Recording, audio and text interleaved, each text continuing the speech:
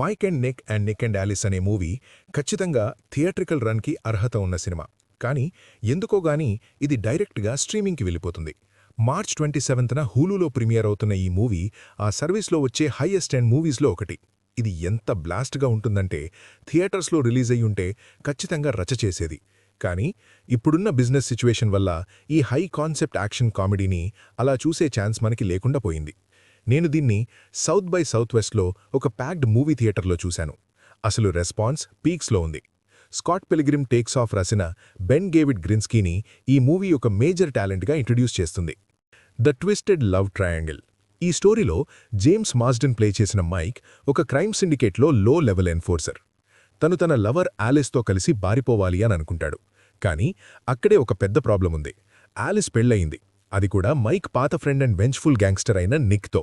వీళ్ళిద్దరి అఫైర్ గురించి నిక్కి తెలిసిన వెంటనే మైక్ని తన ఆర్గనైజేషన్లో ఒక ర్యాట్ లాగా ఫ్రేమ్ చేసి తనని చంపడానికి స్కెచ్ వేస్తాడు. కానీ ఇక్కడే ఒక ట్విస్ట్. ఫ్యూచర్ నుంచి వచ్చిన ఒక రిమోర్స్ఫుల్ నిక్ ప్రత్యక్షమవుతాడు. తను ఎలాగో ఒక టైం మెషిన్ యాక్సెస్ సంపాదించి మైక్ అండ్ ఆలిస్ లైఫ్స్ని తాను ఎలా మట్టిపాలు చేశాడో దానిని సరిదిద్దుకోవాలి అని వస్తాడు. ఇది సైన్స్ ఫిక్షన్ మూవీ కాకపోయినా టైం మెషిన్ వాడటం వల్ల కొంతమంది దీన్ని సీరియస్గా తీసుకోకపోవచ్చు. కానీ సినిమా కూడా మిమ్మల్ని సీరియస్గా ఉండమని అడగదు. ఈ మూవీ మొత్తం ఒక కార్టూనిష్ అనార్కీని ఫాలో అవుతుంది. అది యాక్షన్ క్వాలిటీ వల్ల అండ్ ఈ ముగ్గురు లీడ్స్ ఇచ్చిన కమిటెడ్ పర్ఫార్మెన్సెస్ వల్ల చాలా బాగా వర్క్ అయింది. విన్స్ వాన్ మళ్లీ యాక్షన్లోకి తిరిగి రావడం చాలా మంచి విషయం. ప్రెజెంట్లో ఉన్న నేక్ ఒక వెంచ్ఫుల్ కోల్డ్ బ్లడెడ్ గ్యాంగ్స్టర్ అయితే, ఫ్యూచర్ నుంచి వచ్చిన నేక్ తన తప్పులు తలుచుకుని బాధపడే వ్యక్తి. తన ఫ్రెండ్ని చంపడానికి స్కెచ్ వేసినందుకు ఆయన బిట్టర్లీ రిగ్రెట్ అవుతుంటారు.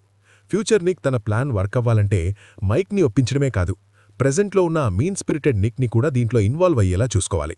వాన్ జేమ్స్ మాస్డెన్తో అండ్ తన సొంత డబుల్ రోల్తో ఎక్స్పర్ట్గా ప్లే చేశారు. 2000స్లో ఆయనని బిగ్ స్టార్ని చేసిన కామెడీ చాప్స్ని చూపిస్తూనే బ్రాల్ ఇన్ సెల్ బ్లాక్ 99 తర్వాత మళ్లీ గట్టి gun fights and violent scraps ఉన్న యాక్షన్లోకి దిగారు. అదే సమయంలో ఈ మూవీ జేమ్స్ మాస్డెన్కి కూడా ఒక పెద్ద చేంజ్ ఆఫ్ పేస్ అని చెప్పాలి. తను ఒక టెరిఫిక్ యాక్షన్ హీరోగా దీంట్లో కనిపిస్తారు. జేమ్స్ మాస్డెన్ ఫైట్ సీన్స్ అయితే వాన్ కంటే ఇంకా బాగున్నాయి. తన కామెడీస్లో మనం చూసే ఆ లైకబుల్ ఈజీ గోయింగ్ ప్రెజెన్స్ని మిస్ అవ్వకుండానే యాక్షన్ కొరియోగ్రఫీని మాత్రం గట్టిగా నెయిల్ చేశాడు. మైక్ ఒక nice guy and Aiza Gonzales పక్కన రొమాంటిక్ లీడ్గా మాస్డెన్ చాలా కన్విన్సింగ్గా ఉన్నాడు.